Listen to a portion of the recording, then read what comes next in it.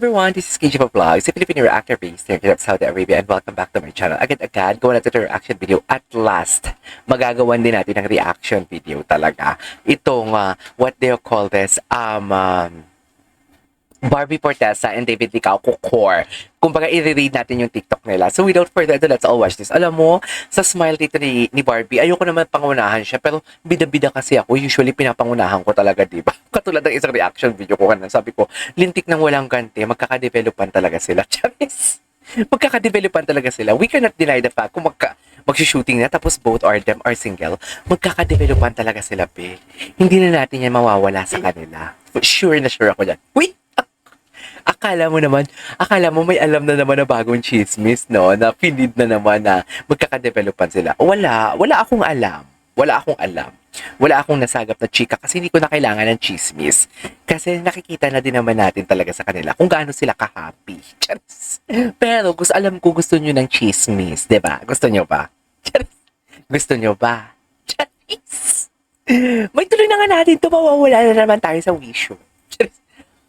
Pero diba, masasabi mo talaga, she is totally healed. Kasi makikita mo sa isang babae, pag alam mo yung hindi pa siya healed and everything, parang makikita mo na pagod ang mga mata niya, tinatamad siyang mag-ayos. Pero parang nakita ko si Barbie last time na may mga photo siya na parang naka-hoodie lang siya na jacket. Yung malaki ang jacket niya. Yung tipong wala lang, just comfy lang. Ayoko mag-ayos, ayoko mag-ganito, ganyan. Ayoko magsuot ng any accessories. I just want something like, parang alam mo yung naka-hoodie lang ako, malaking hoodie lang. Basta maayos ng buko, okay na ako niyan. Kasi syempre, kahit sabihin mo wasak sila, kailangan talaga nila mag-ayos kasi artista sila. Diba? Kahit sabihin mo mamamalengke lang yan sila, kailangan talaga nila mag-ayos because they are public figure, isn't it? Pero dito, the way she smiled, pati yung mga mata niya, nakikita mo talaga, she's totally healed. She's really totally healed, dear. She's really totally healed. But siguro, but then again, I really don't know if she's ready to commit or whatnot. Kasi 7 years is not a joke, right? Hindi talaga joke ang 7 years. So basically, feeling ko, she's healed. She's totally healed. She's enjoying her single era. Pero, she's not ready to commit. Pero kung hindi ka, ako haya lang yung perception ko kasi doon ako nagbe-base sa 7 years. Kasi kung, if I were in the position of Barbie, I want something like enter in a relationship na ganun kabilis after 7 years. Hindi naman kabilis kasi may 3-month rule nga, diba? Pero, for me, kung andun ako sa posisyon na yon, parang hindi muna ako. I-enjoy ko muna yung single era ko. Pero kasi, she's entertaining eh. She's nadulas, hindi siya ka lang. Pero I mean, not entertaining courtship, pero paramdam.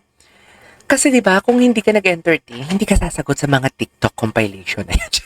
Sa mga TikTok na mga parinig sa ni David. Kasi diba, aminin natin, si David talaga yung una nagpaparinig. Naburyulan talaga si Barbie. Naburyulan talaga siya, naaburidulan talaga siya, kaya sinasagot niya na si David. Hindi mo kaya for today's video, chika. But I know from the fact, hindi na kailangan natin ng source, hindi na tayo kailangan natin she's totally healed, right? She's totally healed. Love her. What? Hindi mo kaya.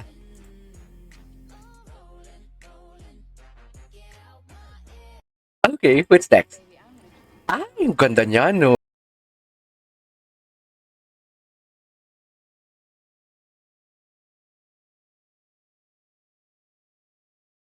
Wow, ready? Alam mo, minsan may mga hint din yung mga kanta eh. Hay! Red? Red. Okay. Red. Paano may nagsasalita sa...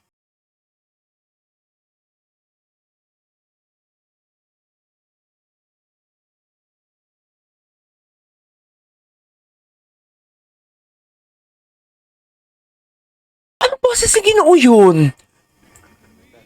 Hoy!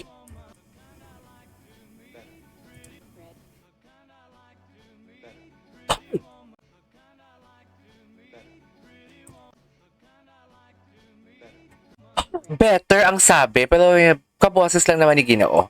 Kaboses si Ginoo, no? Tama ba?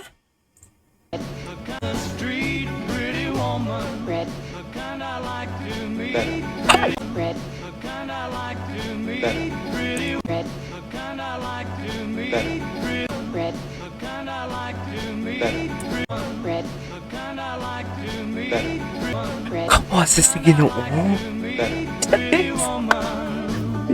Grabe ang dilulo natin for today's video. Ito talaga. Sumagot talaga siya dito. I love this. One of the iconic bardagulan ever. I love this. Ang ganda niya, no? Sa akin ay ganyan na lang. Ang kalada naman ang kikurato na.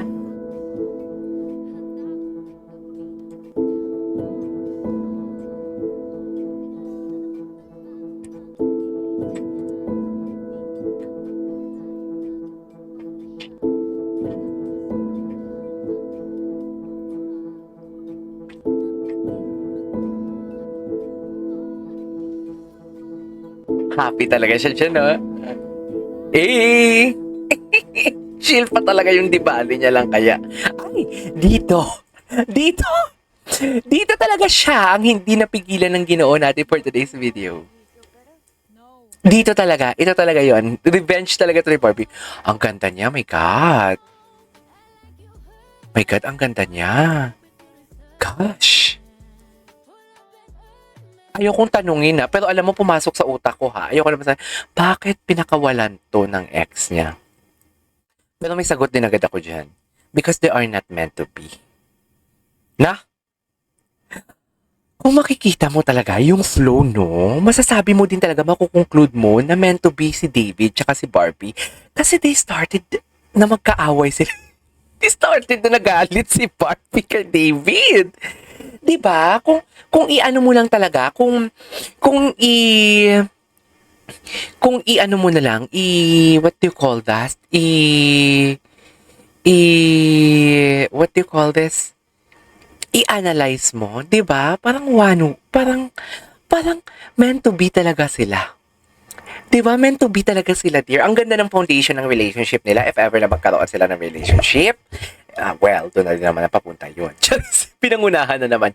Ang ganda ng, nila, ang ganda ng, what do you call this, foundation ng relationship, should I say. Anyways, there you go guys. That is our for today's video. Sige, dagdagan nga natin. Bitin ako. Bakit naman titigil natin? Hindi natin ititigil for today's video.